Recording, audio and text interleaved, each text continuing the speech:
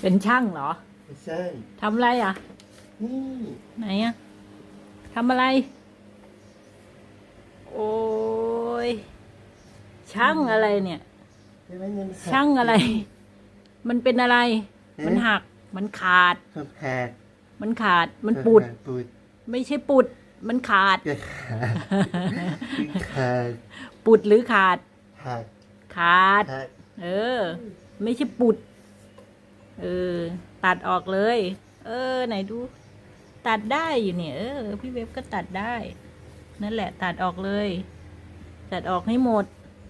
แล้วใส่ในถุงขยะนะ โอเคไหม โอเค ทำได้ไหม เสร็จแล้ว โอเค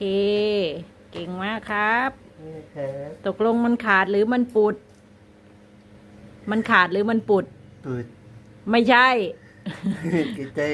ขาด ขาด เออ โอเค บ๊ายบาย